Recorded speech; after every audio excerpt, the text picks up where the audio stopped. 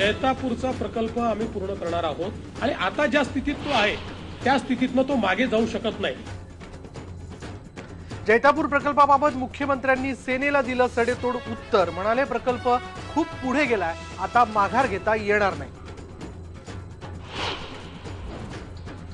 कोकणात राणे जाधव वादाला राजकीय वळण।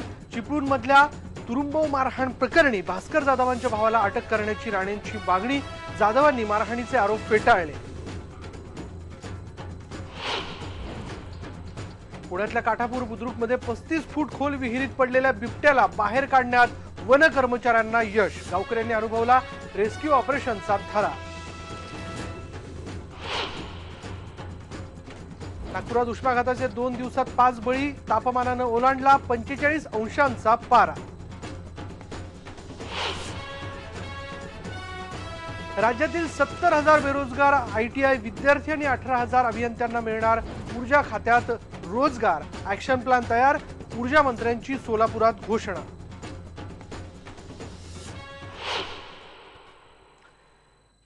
आणि दलित चळवळीतले ज्येष्ठ नेते एकनाथ आवाड यांचं निधन। पोतराजाच्या प्रथेसह अनेक अमानुष प्रथांना विरोध करणारा खंदा कार्यकर्ता हरपला।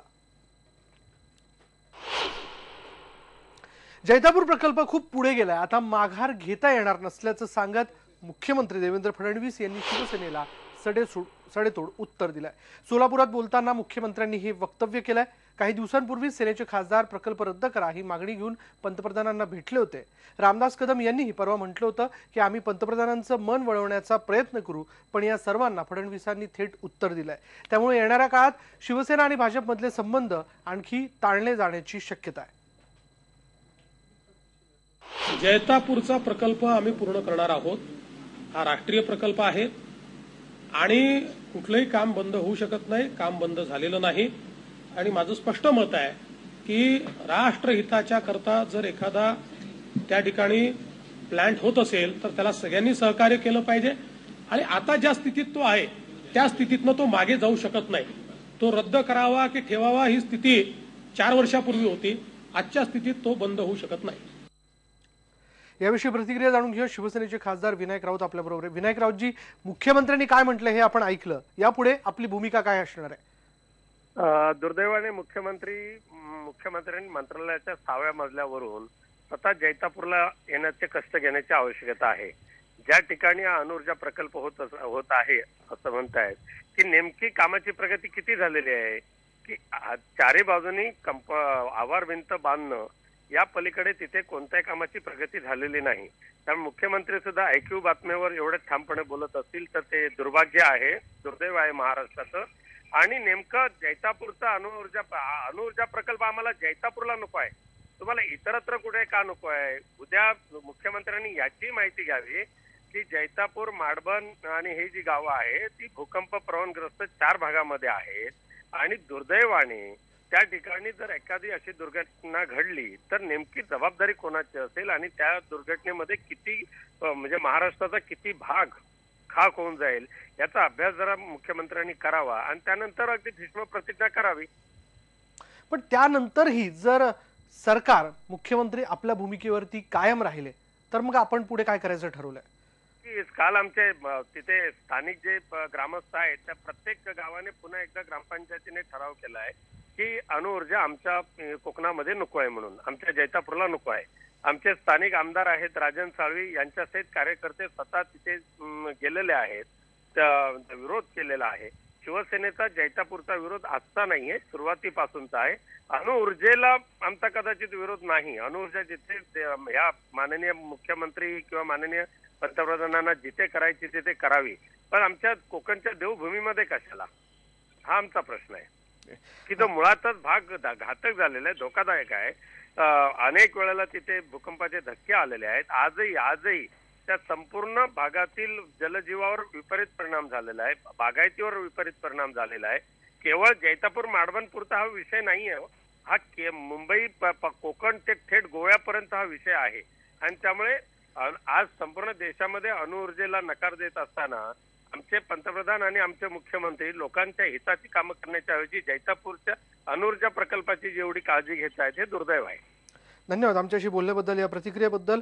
हा प्रकल्प मुळातच कोकणाकरता अनुकूल असा हा प्रकल्प नाहीये. त्याच्यामुळे मुख्यमंत्र्यांनी जरी आपली भूमिका जाहीर केलेली असली तरी आमचा विरोध या प्रकल्पाला कायम आहे, असं शिवसेनेचे खासदार विनायक राऊत यांनी स्पष्ट केलेलं आहे. यानंतरची बातमी आपण बघूयात बिबट्याच्या रेस्क्यू ऑपरेशनची. पुण्यातल्या काठापूर बुद्रुकमध्ये गणेशनगर वस्तीमधल्या 35 फूट खोल विहिरीमध्ये रात्री नर बिबट्या पडला होता. आता एवढ्या खोल विहिरीत पडलेल्या बिबट्याला बाहेर काढायचं म्हणजे कसरतीचं काम. माणिकडोह बिबट्या निवारा केंद्राच्या SOS संस्थेचे 3 कर्मचारी आणि 12 वनकर्मचाऱ्यांच्या मदतीने स्थानिक गावकऱ्यांनी ही मोहीम राबवली. तराफा आणि मग JCBच्या साह्यानं पिंजरा विहिरीत सोडण्यात आला आणि बऱ्याच कसरतीनंतर बिबट्याला वाचवण्यात आलं.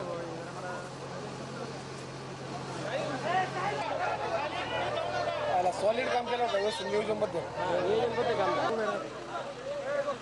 काम काय होतं सगळ्यांनाच काढतील त्याच्यामध्ये. तसं 35 फूट खोल विहिरीतनं या बिबट्याला बाहेर काढणं हे फार कठीण काम होतं. तरीही वनाधिकाऱ्यांनी त्याचबरोबर इतर काही सगळ्या तिथल्या स्थानिक गावकऱ्यांनी प्रयत्न करून एक पिंजरा जो आहे तो JCBच्या माध्यमातून खाली सोडला आणि मग हा बिबट्या या पिंजऱ्यामध्ये शिरला आणि मग हा पिंजरा बाहेर काढण्यात आला. अशा प्रकारे हे रेस्क्यू ऑपरेशन जे आहे तसं हे कठीण काम होतं, पण ते पूर्ण करण्यात आलं. अथक प्रयत्न करण्यात आले या बिबट्याला बाहेर काढण्याकरता. तोपर्यंत हा बिबट्या रात्री पडलेला होता, नर बिबट्या होता. रात्रभर हा बिबट्या या विहिरीतच होता. घाबरलेला हा बिबट्या अखेर त्या पिंजऱ्यामध्ये शिरला, जो पिंजरा आतमध्ये सोडण्यात आलेला होता, आणि त्याला बाहेर काढण्यात आला. याबद्दल बोलूयात. आमचे रिपोर्टर रायचंद शिंदे आपल्या बरोबर आहे. रायचंद, कशा पद्धतीने हे सगळे रेस्क्यू ऑपरेशन झालं? म्हणजे आम्ही दृश्यांमधनं तर बघतोय, पण प्रत्यक्ष तिथे जी मंडळी उपस्थित होते त्यांच्याशी तू बोलला असशील, काय सांगतात ते? बरोबर आहे विशाल. आपल्याला माहिती आहे जुन्नर मध्ये हा मागच्या 1 महिनाभरापासून बिबट्यांचा उच्छेद होता आणि आंबेगाव मधली ही पहिलीच घटना आहे ज्यावेळेस रात्री हा बिबट्या पडला आणि सकाळी त्या विहिरीचा मालक ज्यावेळेस त्या विहिरीवरती गेला त्यावेळेस त्यांनी ही घटना पाहिल्यानंतर त्याने आजूबाजूच्या लोकांना सांगितलं आणि वन कर्मचारी साधारण 9च्या दरम्यान त्या ठिकाणी पोहोचले. फक्त 5 तासामध्ये हे रेस्क्यू ऑपरेशन सक्सेस झालेलं आहे.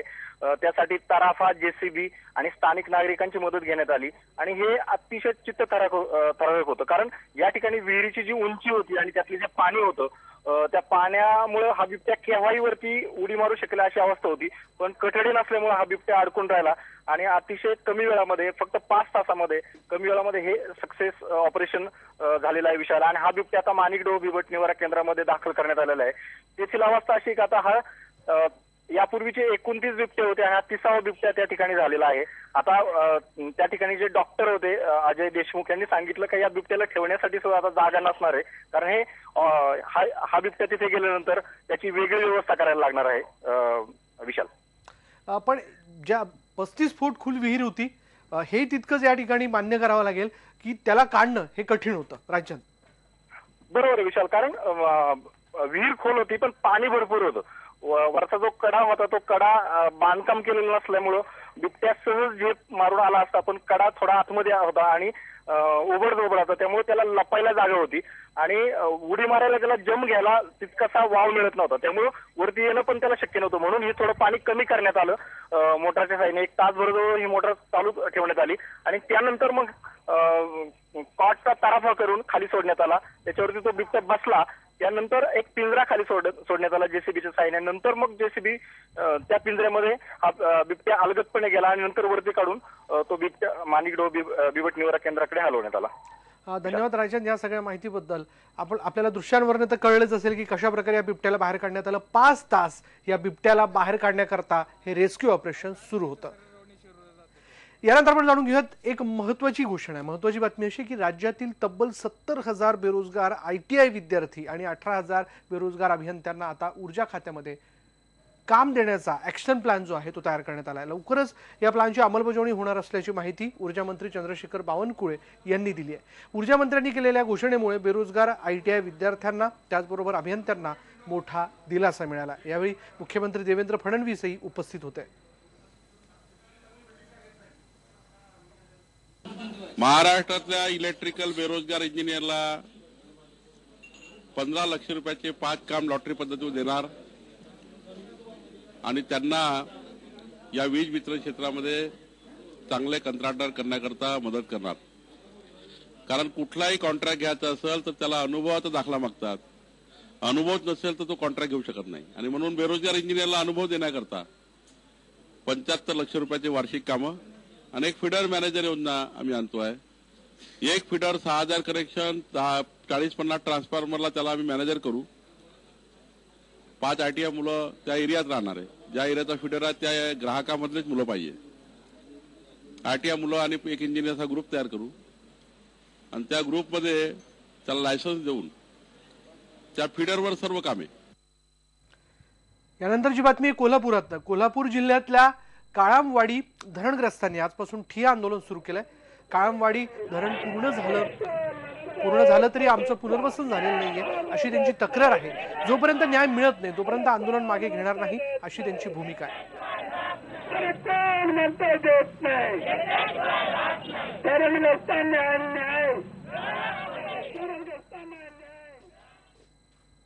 आणि यानंतर गावाकडच्या बातम्यांमध्ये वेळ झाली. इथे एका ब्रेकची. पहा फक्त IBN लोकमत.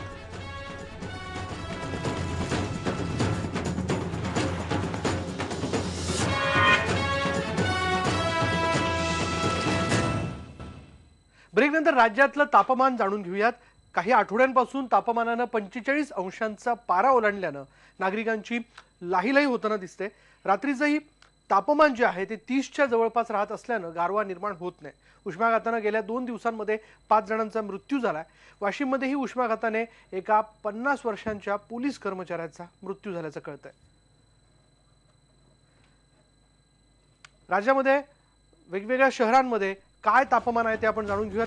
सुरुवात करूया विदर्भापासून. विदर्भात चंद्रपूरमध्ये 47 अंश सेल्सिअस, नागपूरमध्ये 44.9 अंश सेल्सिअस, वर्ध्यामध्ये 45.2, तर ब्रह्मपुरीमध्ये 45.3, मराठवाडा औरंगाबादमध्ये 40.4, तर नांदेडमध्ये 44 अंश सेल्सिअस तापमानाची नोंद झाली आहे. जाऊयात वर्ध्यात आजही तापमान 45 अंशांवरती आहे. वाढत्या तापमानामुळे नागरिकांना अनेक समस्यांचा सामना करावा लागतोय. हे जाणून घेतलंय आमचे रिपोर्टर नरेंद्र मते यांनी. गेल्या 8 दिवसापासून विदर्भातील तापमान मोठ्या प्रमाणात वाढले आहे. वर्धा जिल्ह्याचे तापमान 47 अंशाच्या वर जाऊन पोहोचले आहे. याचा परिणाम सामान्य जनतेच्या जीवनमानावर झालेला आहे. दादा काय सांगाल तुम्ही, काय परिणाम झाला आहे? या उष्णतेमुळे लोक खूप घाबरून गेलेले आहे आणि उन्हामध्ये निघण्याची ताकद होऊन नाही राहिलेली आहे. 6 वाजेपर्यंत किंवा 5 वाजेपर्यंत बाहेर लोक निघू शकत नाही आणि या उन्हामुळं काही ना काही सहारा पाहिजे. उन्हामध्ये निघाल्यानंतर झाडं झुडपं कमी आहे, त्याच्यामुळं काय आहे सहारा भेटत नाही. असेच लोक काही तुमच्या दुकानामध्ये कुठे उभे राहून आपला सहारा घेऊन आपल्या इथं येतात. दादा काय सांगाल तुम्ही, त्याच्यामध्ये काय आहे, उन्हामध्ये काम करताना जेव्हा काम तर करावंच लागते. एखादी नोकरीवाला आता समजा माझ्यासारखा माणूस कर्मचारी जेव्हा म्हणजे माहीत आहे का आपल्या याच्यावर कारभार याच्यावर निघतो, ड्युटी करण्यासाठी निघतो, एवढं हे झालं का आता हाताला असं सॉक्स टाकण्याची वेळ आलेली आहे. एवढा उष्णतेचा पारा वाढलेला आहे. त्याच्यामुळे माझंवाला हे सुद्धा म्हणजे असं उन्हानं असं म्हणजे हे बांधल्यासारखे झाले, हात पाय वगैरे बांधल्यासारखे झालेले आहे. एवढा म्हणजे उष्णतेचा एवढाही आहे. पाणी असं लाई करतो, झाड दिसलं का झाडामध्ये बसण्याची त्यांनी माहिती आहे का आता परिस्थिती असला तर घ्यावंच लागेल झाडाचा, एवढी परिस्थिती आहे. दादा काय सांगाल, काय तुमच्या धंद्यावर परिणाम झाला आहे? माझ्या धंद्याला उन्हाचा इतका परिणाम झालेला आहे का सकाळी 8 वाजतापासून ऊन इतकी तडकून गेलेली आहे का धंद्यावर इतका परिणाम आलेला आहे का जिथं मी 2-250 रुपये कमवणार म्हणून आज 50-60 रुपयावर माझी परिस्थिती आलेली आहे. ह्या उन्हाच्या यानं ना गिरायकाचा काही पत्ता आता लागत नाही. जे आले 4-5 लोक माझ्या दुकानावरून झाडाच्या सावलीमध्ये येऊन उभे राहतात.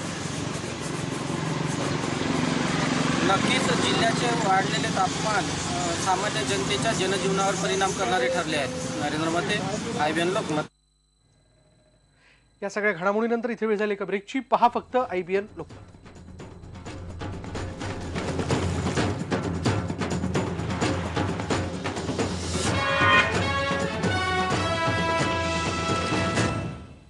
ब्रेकनंतर एक दुःखद बातमी. दलित चळवळीतले ज्येष्ठ नेते एकनाथ आवाड यांचं निधन झालंय. हैदराबादमध्ये पोटाच्या विकारावर उपचार सुरू असताना त्यांचं निधन झालेलं आहे. आवाड यांनी पोतराज प्रथेला विरोध केला होता. तसंच अनेक चळवळींमध्येही त्यांनी भाग घेतला होता. जग बदल घालूनी घाव हे त्यांचं पुस्तकही विशेष करून गाजलं होतं.